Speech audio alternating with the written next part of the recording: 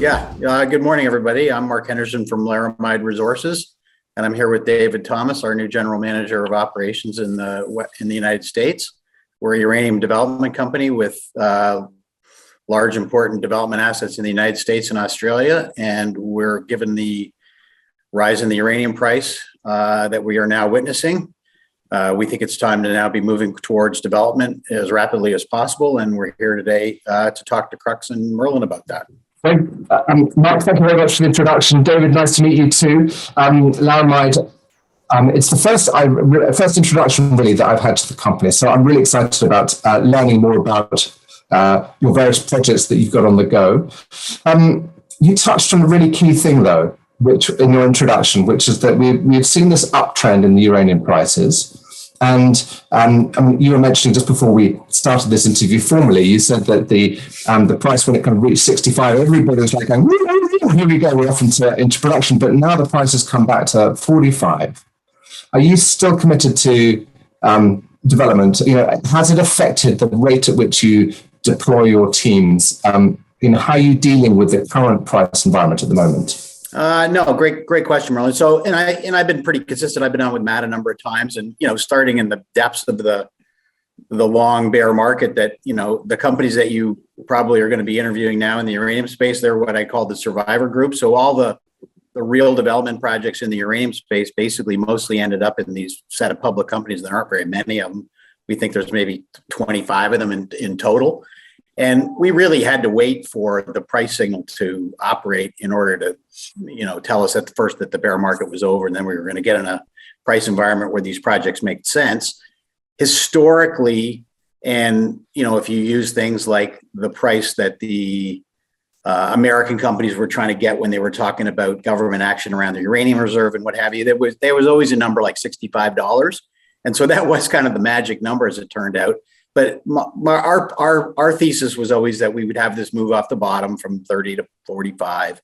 The tide would lift all boats, and that's kind of what happened. We got to 45, and then we had this secondary move, which I think took everybody by surprise, really, including all the people in the industry, very rapidly to 65. And I think that was caused a lot by this SPUT, which you could talk about a little bit. The Sprott uranium physical buyer vehicle, and I think that, whether that caused a buyer strike on the part of the utilities temporarily, or events in the Ukraine situation caused people to step back a little bit in the market, we've suddenly had this quite significant fall off back to sort of mid 40. The underlying thesis though was that we had to get to an incentive price, and that price was, I think most people in the industry would agree, that price was somewhere, but let's say between 60 and 70, that begets new production, that gets the ball rolling, that gets developers developing. And our, core thesis is still that we're going to get there, and we're probably, my gut is we'll get there again in the latter half of this year. And so I don't think the people that have started moving more quickly, I don't think anything's going to change. I think that's what we see too. Because you'll hear from David, we're in talking to regulators, and we're not the only ones. Okay, so you're going to be in your studies going forward, are you going to be picking a price somewhere between 60 and 70, probably 65 as your input price, as your kind of base case price? Is that what I'm hearing? Well, I mean, I think there's numbers that you can use internally. I think when you're doing technical studies, certainly I know in Canada, there's a trailing 3-year kind of number that you're locked into whether you like it or not. Otherwise, you don't have any credibility. I do think uranium was kind of a unique little thing, because even when the prices were depressed in previous periods, people used numbers like 65, because the cost structure of the future production is what it is, and a lot of the sense is that we need that price in order to actually mobilize any production. Yeah. So it becomes the incentive price. Yeah, I mean, the age-old battle in the business has been to get the utilities to pay the price that the producers need, so they're not, in the slow motion process of going broke. Yeah.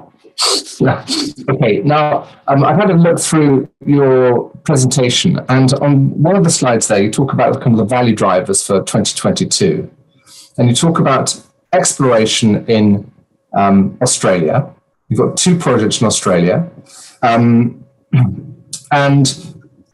Murphy Murphy Rock and Westmoreland, which are up in the northeast of the country, and you've got 3 projects in the States, which you also talk about. You're saying that you're going to be doing kind of a PEA on the Churchrock project. So now I'd like to talk about both blocks of activity. Can we start? Well, where do you want to start? Do you want to start in the US or in Australia? Why don't we start in the US and Dave in the conversation here a little bit? And obviously those are projects. We think, by the way, that in the sequence of if you're building a production pipeline, if you will, and that's really the company was built basically to be a multi-asset company that could be a supplier of choice to the Western utilities. And so you sort of do want that multiplicity of production, diversity of production, but obviously the things that can come on quicker and come on with lower capex for a junior are probably preferred in any event. And so that's the nature of the projects that we own in the United States, particularly Churchrock. And then obviously we have a small thing called LaSalle that needs to go into a custom mill that's 50 miles away, that's owned by EFR. So yeah, that would be our logical sequence of, the logical development sequence. Churchrock is 51 million pounds of inferred resources. David, do you want to kind of give us an introduction to the project and kind of, where it's at and what needs to be done on it? Oh, good morning. Thanks. I'm glad we're doing the US. I'm super excited, new to the company, and have been on a whirlwind tour of meeting with all the regulators and getting up to speed on our current status with the permitting process and looking at a gap analysis on what we need to do to get into pre-production, production activities. And as Marc mentioned, the thing I'm most excited about to report today is I've been with all the regulators on all of our projects, and all of them are in some form or fashion, basically getting shovel ready is the word I would use. We can punch list the legal framework and permitting NEPA process and the work with the NRC to advance Section 8 at Churchrock and conduct a bulk sample test, which will allow us to advance the project into production.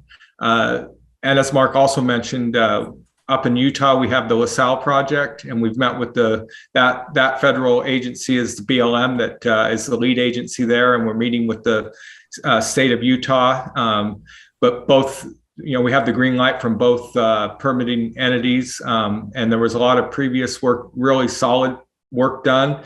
And because of the low price environment was really the only reason things were slowed down and kind of suspended. But all the agencies look forward to advancing the projects and working with us.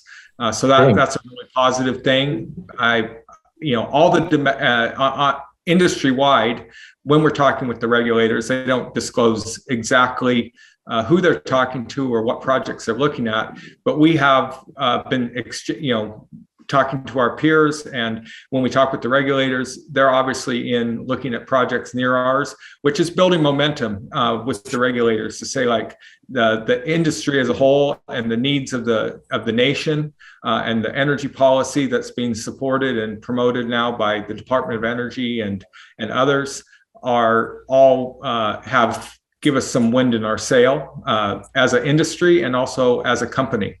Thank you. That's great. So you're talking about the permitting, but you also mentioned earlier that when you joined the company, you did a gap analysis of the key projects. Now, Churchrock is in New Mexico, and you've built mines. You've kind of been involved in the kind of construction and the development process of projects. What were your key takeaways outside of the permitting? You mentioned that you were going into Section 8 and perhaps doing some bulk testing. What were the elements that you thought we need more work on this, more work on this, and more work on this? What were the gaps in the gap analysis? So I think there are regulatory steps and technical requirements that are easily manageable from a technical standpoint, and so that gives us a minimum amount of drilling and testing and metallurgical work that would not only solve you would kill two birds with one stone, and that is from the NRC requirements that we need for Churchrock to unlock the asset, and also from a company standpoint to update our PEA a PEA and put together a business plan that shows what the next logical steps from a CapEx standpoint are, and then finally, I've reviewed two of our peers' operations, one in Texas and one up in Wyoming.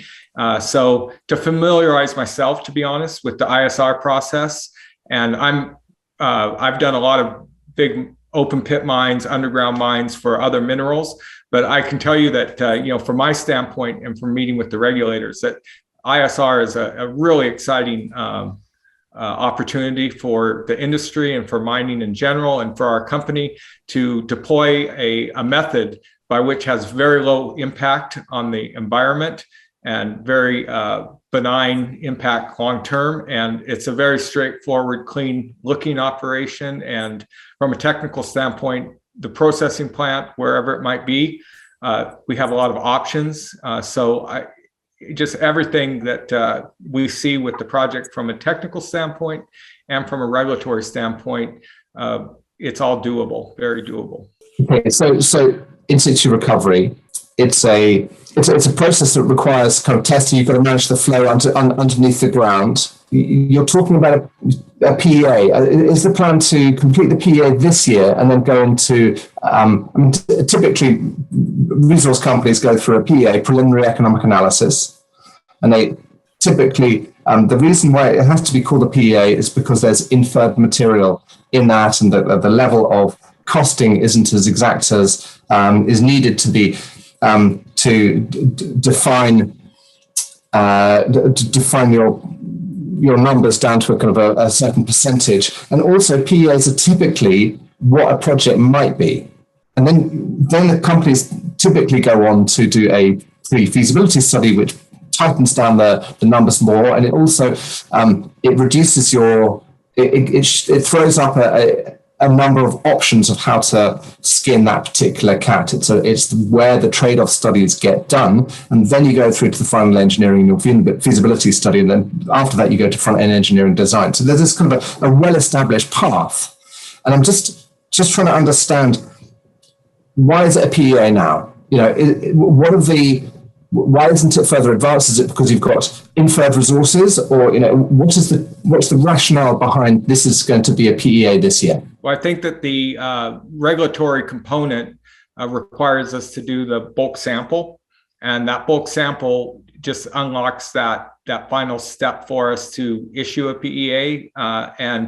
But to answer your question and your input, which is excellent, we'll actually advance our capital cost estimates and development strategy right up to the detailed engineering level, and we'll include pricing for the company to make a decision based on all current pricing, so that we could basically go that we would shorten the step between the PEA and the detailed engineering and the execution of the project during this period. Okay, so you'll effectively, and the bulk sample, so in situ recovery takes place underground, but the bulk sample you'll be taking, is it going to be like for like material? Have you got access to the type material that you'll be working on?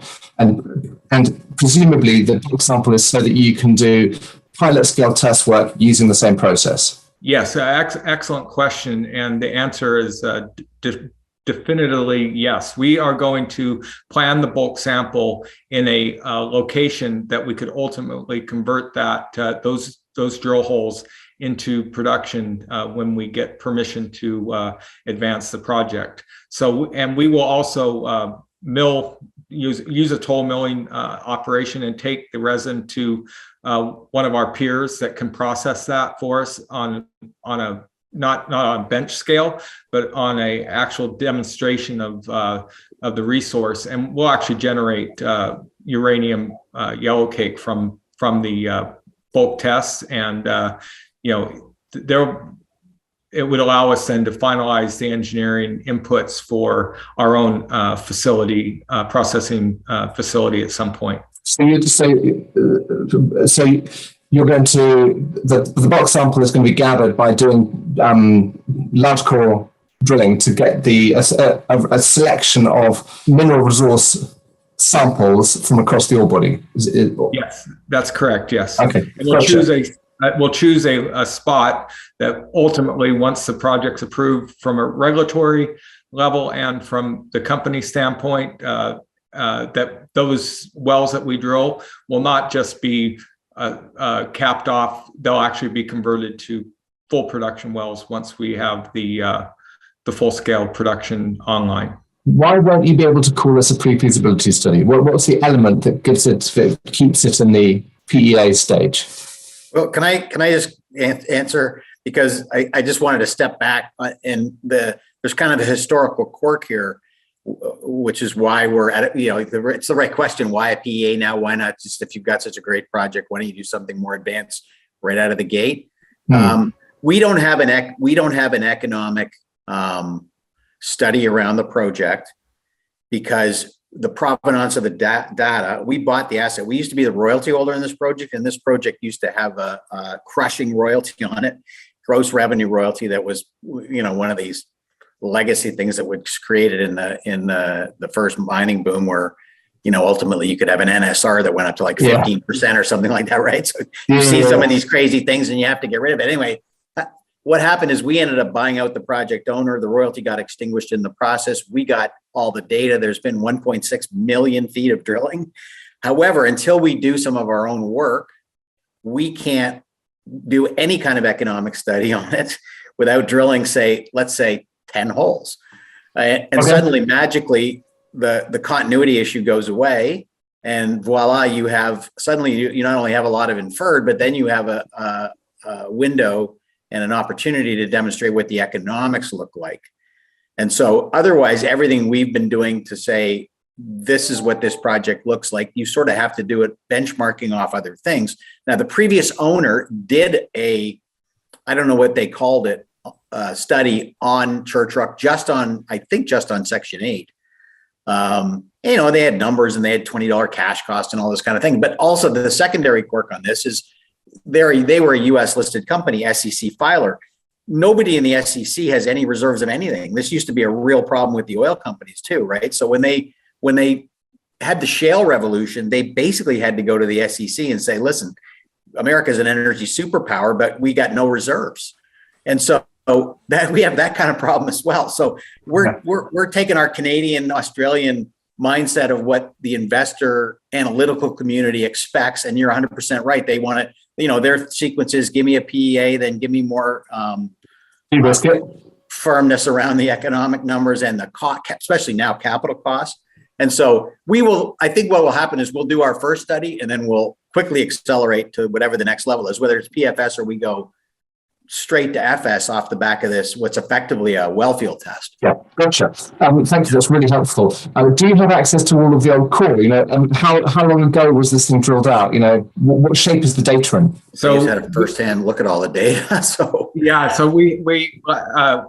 the luxury. One of the huge assets at all of our projects, to be honest, is that we have a huge amount of geological data and previous drilling, and it's well drilled out, which not only allows us to accelerate the bulk sample that we're and location and being able to use those wells in future production.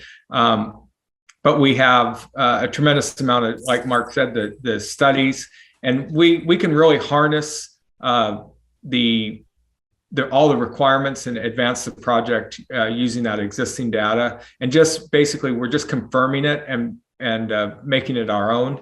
So it's basically the dotting the I and crossing the T's. But there's, if I had to classify our data set, it's enormous and it's thorough. And it's, previous owners did a professional job, and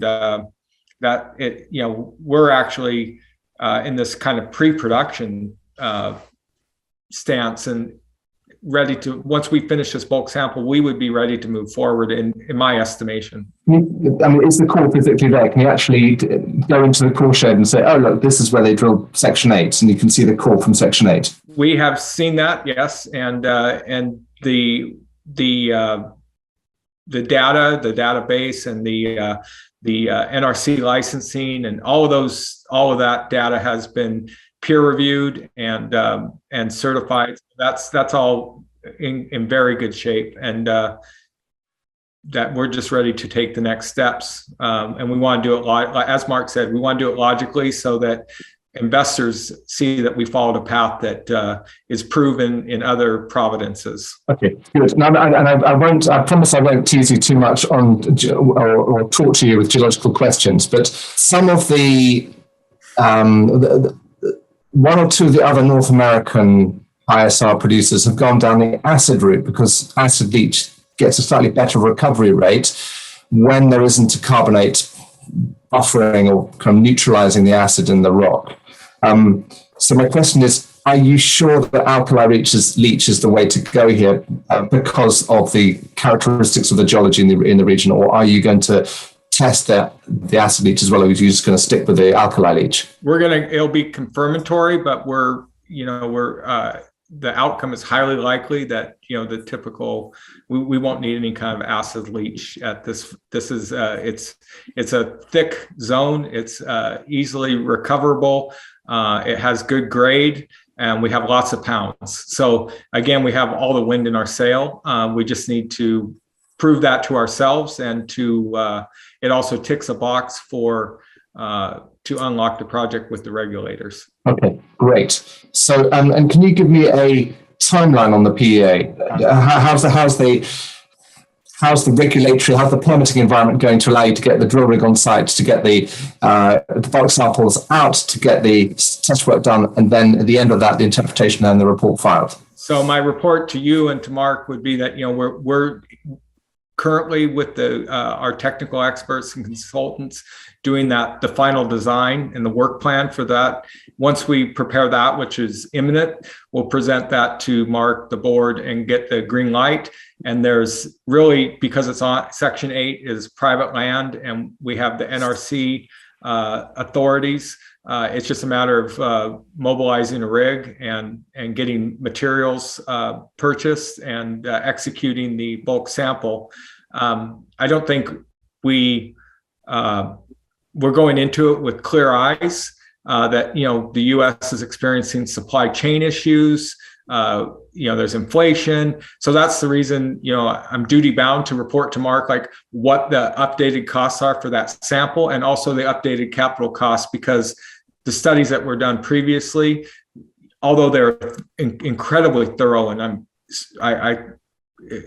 really great work was done previously, they need to be updated for 2022 and beyond. And we'll gather that data and the costs as we proceed with the planning for the bulk sample. You've got £51 million at Churchrock in inferred resources. How much of that sits within Section 8? I would say 70% of our resources in Section 8. And, with technology, we might be able to unlock even more than that. Yeah, gotcha. Good. I had a question for you, Marc. It's gone clean out of my head. I can only hold one thought at a time. Never mind. So the next question I was going to ask is, so if this is your flagship, do you put La Salle, which is in Utah, and La Jara as your next project, or would you like to talk about the Australian ones next as kind of the next most important? Well, I think the other two projects, Jara Mesa is the one you were referencing. That's an ex-homestake project, and so that one is a very nice asset that we started the permitting on and never completed, and it just kind of ran into momentum when we headed into the bear market. We're basically reactivating that so we can, with some application of resources, turn that into a live permit, which we expect we'll get in 18 months or something like that. Now, the big issue on that one is a hard rock project, and all of the mills in New Mexico, and there used to be 7 historical mills there owned by big companies, including the oil companies and the American uranium boom. And when it all kind of fizzled, they literally tore down all of the milling capacity. So you only have one mill in the entire United States that can process hard rock. and that's Energy Fuels, which a company you may be familiar with. And we know them well. And we had a historical custom milling contract with them from 2013 that, obviously we can freshen that up, or the terms may change or whatever. But at the end of the day, that's a economic operation that probably will revolve around having some custom feed.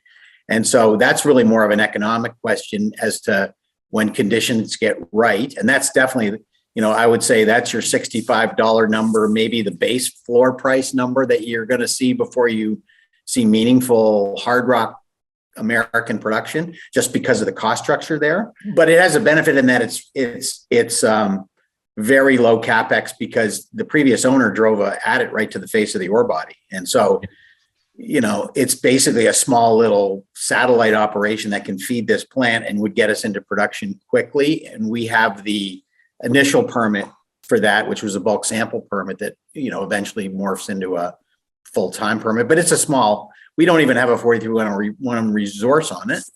Okay. But it's roughly a 3 million pound kind of asset that can produce at, say, 400,000 to 500,000 pounds a year. So a nice starter thing for a uranium production company is the way we look at it, and not diversionary of our resources. Yeah, gotcha. Although I always feel that a small operation can be just as complicated as a big operation. But the question I wanted to ask you before was, if I'm looking at Churchrock and I'm an outsider and I don't really know anything about it, and I just see kind of 51 million pounds of inferred resources.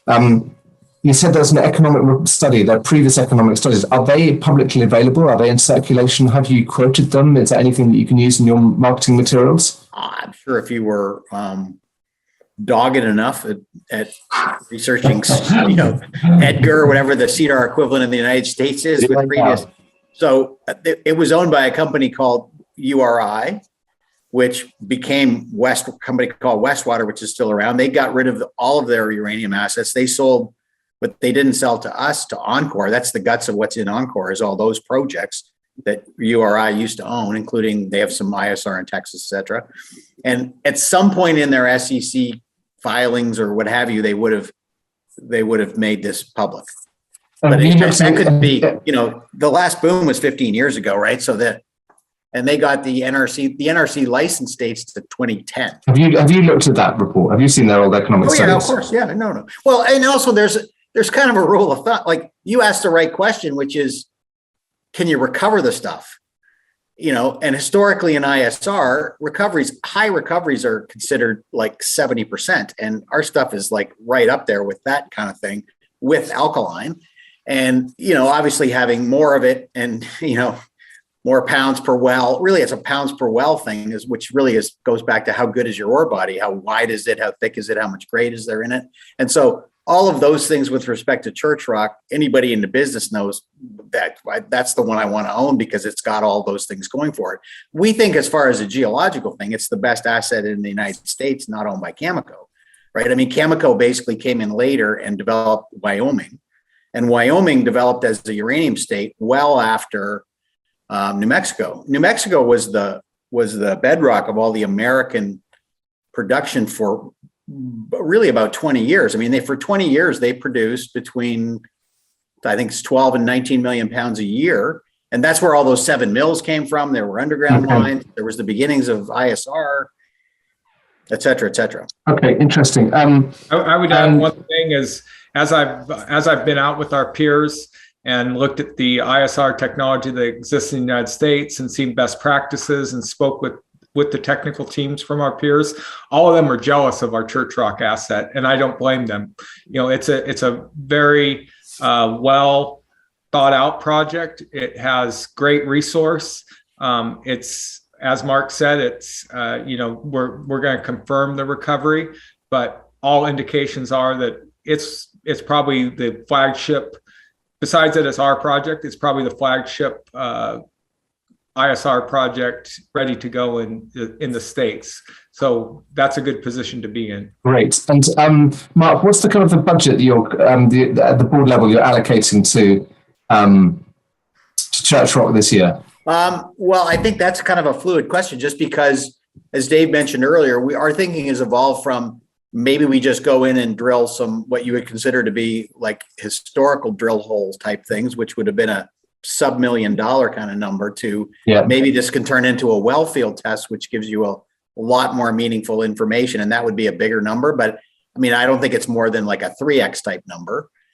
And, we'll get to Australia, but we kicked off over there. And that again is a project that, we might spend $1 million, $1.5 million over there in Australia. And keeping that in mind, we haven't spent, exploration development money on our asset base in quite a long time. So we're proceeding, a little bit cautiously until we, probably beef up the treasury a little bit more than we have. I mean, we were fortunate in that we didn't have to do a bunch of fundraising because we'd done a number of fundraisings at, unfortunately, at lower prices, but they all had warrants. And then we basically just burned off our warrant overhang, and now we have 10 million in the bank. So, but we're going to be cautious, and costs are high and all this, and everything goes slower. That's one thing. I think David mentioned it.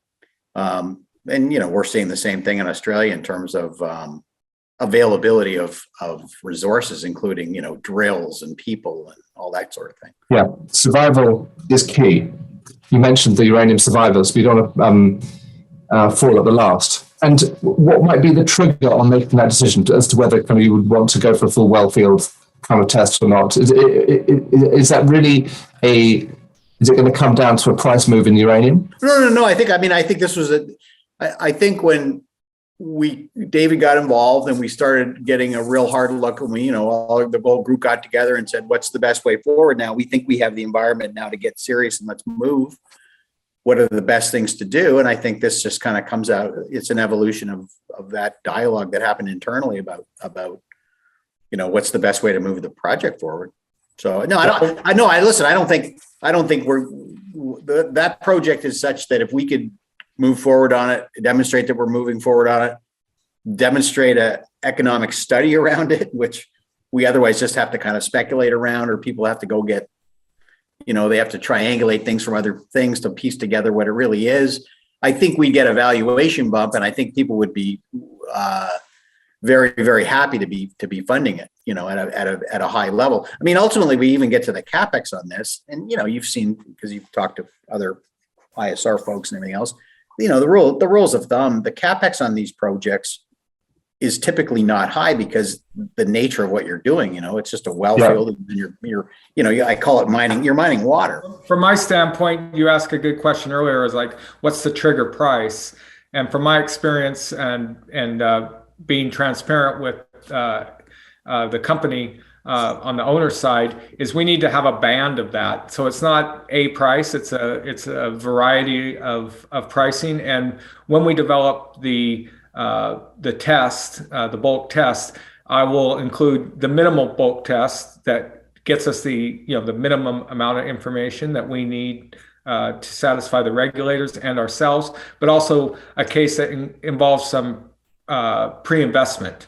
And so you combine both those things, price and those variations, and then you have a matrix of potential outcomes and potential capital associated with each one of those outcomes. And that's the logical next step. And from a technical person and CapEx developer and project developer, all systems are go to complete that work for Marc. Yeah, got it. Thank you. Let's go around the globe to Australia, please. Your two projects, Murphy and Westmoreland. Yes, this would be maybe a good time to put up that map just to sort of indicate where we're talking about. And what's the background? Maybe, Marc, can you give us some kind of an intro to these two assets? Okay, so Westmoreland is a very substantial development asset that has been around for quite a while. It was originally discovered by a airborne radiometric program in the early days of uranium in Australia in the late 50s. It went through a number of people's hands. Ultimately, Rio Tinto owned the whole project. They were going to put it in production actually as a heap leach, believe it or not, in the mid 90s. And then the price faded again. I mean, this uranium market goes through like short bursts of enthusiasm and long periods of less enthusiasm. And they basically, for one reason or another, decided to get out of Queensland altogether. And we were fortunate enough to be able to pick up the project in 2005. But it was a project where the data and effectively nothing was known about it because it was always work done by majors, and nothing about it was ever in the public domain. And so we went around and then we bought the data from Rio Tinto, and Rio Tinto got a small royalty out of that and some shares and things. And then we proceeded to sort of do what we're doing, we were talking about earlier on Churchrock, and just moving the project forward. We had exactly the same issue where we had data that wasn't of our creation, and we did a series of drill programs, and miraculously all the inferred turned into indicated, or mostly into indicated. And then we've done 2 economic studies on it, and it's a big asset. It's 50 million plus pounds now. It's in the lowest quartile of the cost curve, probably, on where these kind of projects sit. It's a big open pit type, probably not that big, probably 8,000 to 10,000 tons a day. Very high recoveries, very low strip.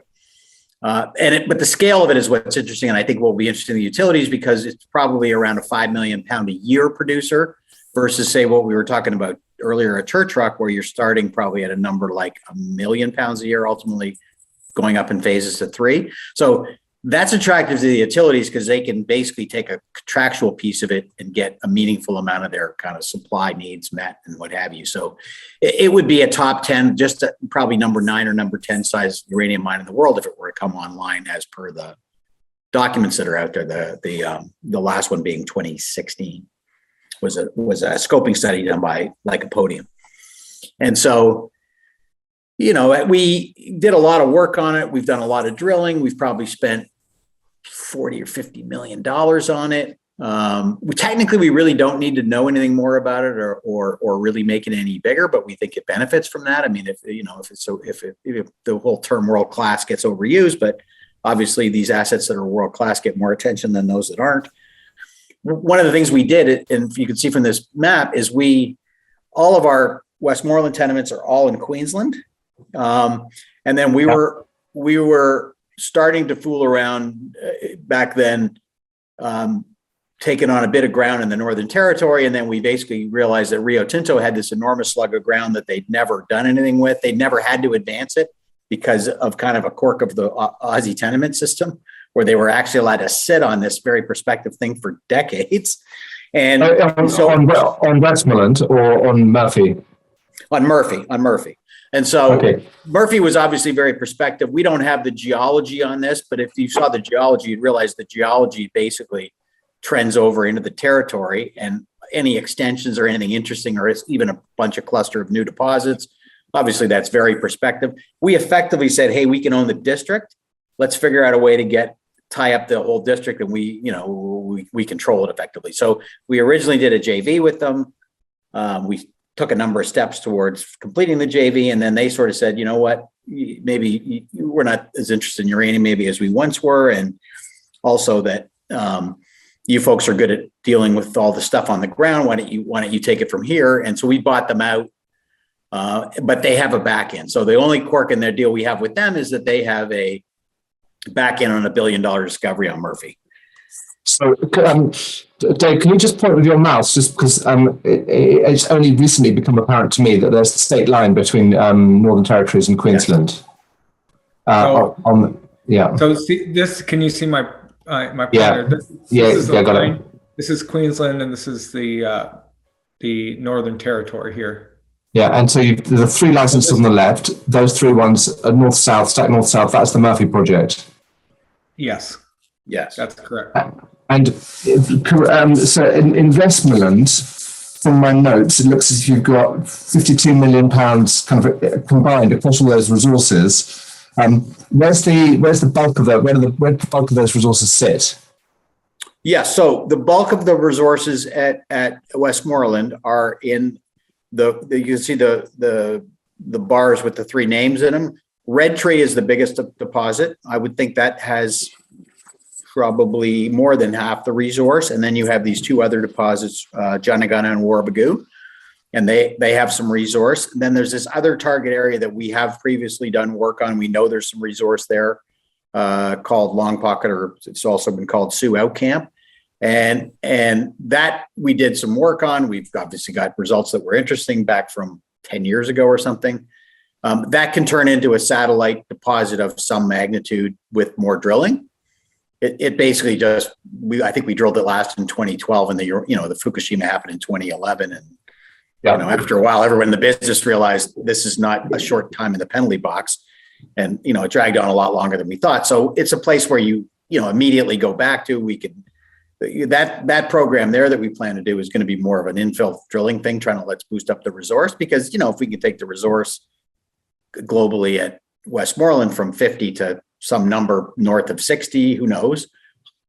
Obviously, I think it makes the deposit more important in the landscape of what's out there for development, and that's kind of the driver of why we're doing this. The other thing is we've held this ground for a long time, and you're sort of you have spending commitments on these EPMs, the way the tenure is. And so we managed to negotiate down our spending commitments over time through that whole bear market to where we only have to spend $5 million on the tenement. These are the Westmoreland tenements $1 million over 5 years. But I mean, you still have to spend the money. So now that we've got a uranium market, we're going to spend it in a place where, we're going to get results that I think are going to make the market stand up and take some notice probably, and also, knock off our commitments. We are trying to take the tenements there to a higher state of title. There's one intermediate stage of title in Australia between getting a mining license and having an exploration license called a development license, and we qualify for that. And so that's one of our other initiatives now as the next year or so. Well, I've got two immediate questions for you. One is, have you or will you do a radiometric survey over the Murphy project, because that seems like a good exploration tool? And where are you drilling this year?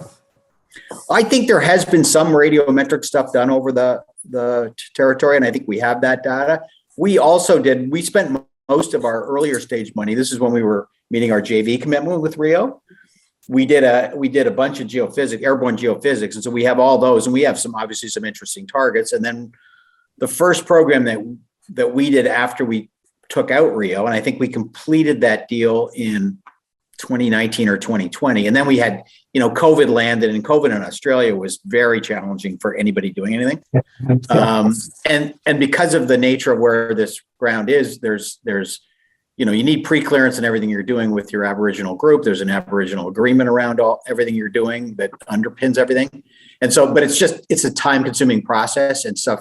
So we only finally got on the ground very late in the year last year, and we did some geochem work, which is obviously very, that was interesting. But I mean, you might be quite interested in it, Merlin, but being a geologist and everything. But most people aren't. Yeah, no. I mean, unless you're like you're talking about inside baseball. This is like we're really getting into inside baseball, and it was Blag and stuff like that. Very interesting results. You got multi-element prospectivity across a lot of it. So there's other targets there as well, and the ground also turned out to be the ground where we want to go. Of course, it always inevitable is always a bit more challenging, the topography and everything than what you were hoping for when you want to do drilling. So we're all about now getting geared up to go and do our first drill program there. There's probably one more ground truthing on the surface program to kind of narrow down things before you go in there with a drill, because that's an expensive exploration tool, as you know. But yeah, no, we're excited because we want to get in there and start having a crack at this. So before we use this map, just where are you drilling? Because I believe you've got some rigs. You got some rigs turning soon, is that right? Or so in your 2022 value drivers, you talk about an initiation of meaningful exploration, first drilling at Murphy and activity at Westmoreland. So can you just kind of put a timeline on that, and perhaps kind of show me with the mouse where, or is that too much detail?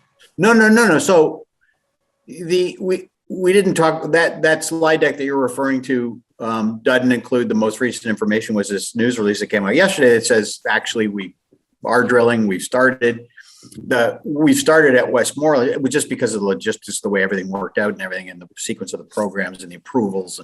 And so we're starting drilling a satellite target called Amphitheater that we're, pretty excited about. Was known before. We never got around to it in the previous history of us owning this project, just because obviously we had 4 big targets already at Westmoreland. But it's got a nice radiometric anomaly. We think there's a flat line kind of thing there that could be interesting and lends itself to being a satellite type deposit. So, and it's easy access, relatively speaking. And so we're starting drilling there on that target. And it's also, it's far enough away from the core of where the resource is that it's not just a tiny extension of something that we're doing. It'll be a brand new thing. Yeah. And so I think that's interesting for it's interesting to know. And so we're doing that. And then the follow on would be, as I said earlier, to do that. And it was on that map. It would be on that Sioux Outcamp area where we have our own drill data. And there was other drill data from previous owners. You see there's a very large radiometric anomaly there. The tenor of the grades that we had been hitting before weren't of the same caliber as, say, Red Tree. But then, which are what? Remind me. Pardon me. Remind me of the grade at Red Tree. Well, the grade at Red Tree, you end up drilling holes like 30 meters at 0.1. It's an open pit. So compared to that's the problem when you have a good asset and you have the guts of it are basically carry everything, and that's what you're obviously going to do first. You start drilling satellites and you get a bit ho-humish about it. But you go back and look at it in the context of there really aren't very many uranium projects, and you go start drilling up a satellite and you only hit, 5 meters of 0.05 or something. But, other people would be crowing about that. There's a bunch of companies in Canada that are trying to basically say, we get it. We found enough deep stuff in the Athabasca. Let's find some shallow stuff, which does make business sense to me, more so than finding another, 100 million pounds that competes with NextGen as a business case. And so, but we have that right there. We're talking about drilling 50 meters and, a place where there's obviously going to be a uranium mine eventually. So that's the kind of thing. It's synergistically, you find incremental stuff, it creates quite a bit of value. That's kind of the thinking. So it sounds as if Australia is kind of an exploration story, for the next few months in terms of what Laramide is going to be bringing to the market is exploration results, first from the Westmoreland side of the portfolio and then subsequently from the Murphy project side. So you've got that nice kind of project development. You've got the kind of advance Churchrock through the studies, through the bulk sampling, through the metallurgical test work, the flow studies, and that can lead to a PEA. And then you've got the exploration, you tack on the exploration results from Australia. And then once you get those in, you can see how you want to advance that project as a suite of assets. I think we have a slide to that effect, Dave, which is kind of a pipeline slide that might be useful because that's exactly what Merlin's alluding to. Well, I was just really, I don't think we need a slide, but Marc, are you happy with that as a kind of as a summary? No, absolutely. Now, the one thing we didn't mention, of course, is why aren't we charging ahead at Westmoreland? It looks like a fantastic thing. Well, the politics are such that we needed 2 things to align in order to go build the project. And that was, like, I call it the 2 Ps, price and politics. The price being some number, we used to think north of 50. Let's call it the $65 number we've been talking about, say 60, 65. The other thing we need is the politics. And you have two states in Australia where the current governing political party, which is the Labor Party, they don't really like uranium. They claim they won't permit uranium mines and this, that, and the other thing. Now, that's subject to change depending on how the world feels about nuclear going forward. And really, it's a green issue and the way the politics play out in Australia. Thanks. Sorry, Marc. I was really finding it hard to concentrate. So the politics in Australia is quite hard to navigate. No, we have a specific issue, which is that the state party that is currently running the state where our project is has a soft policy of saying we won't permit uranium mines. And this was an outflow of the historical policy that the National Party had, which, if you remember, you may not remember, but there was a thing called the 3 mines policy, which kind of encapsulated their feeling about uranium. They basically let the 3 mines that were up and running go, and they said, but don't bring us any more. that's gone away. The federal level is all sorted, and Australia's happy to be a uranium exporting country. We had a brief flirtation with them talking about nuclear power in Australia, which was, as the pressure came on to phase out coal and everything. I think that's gone in the back burner for now, particularly given what happened in the national election recently. But the states is where all the action happens, because that's who really gives you the permit, similar to what we were talking about in the US, and it would be very similar in Canada, where the provinces really have to give you mostly, for the most part, give you your permit. So we need either the other government in power who've said we'll permit a uranium mine, or we need the current government to have a change of mind about their feeling about uranium and nuclear power. Which is, by the way, which I think is possible in the current landscape that's evolving with massive energy crisis and everybody going, how are we going to make baseload power going forward? So we'll see, but eventually it's going to happen because the other party eventually gets in power, and then this thing will get built. But so we're pushing it a little more cautiously because of that. But I think we're at a timeline now where we could see that we might be well advised to be kind of ready to go when we get the right political conditions set up, because it could happen instantly.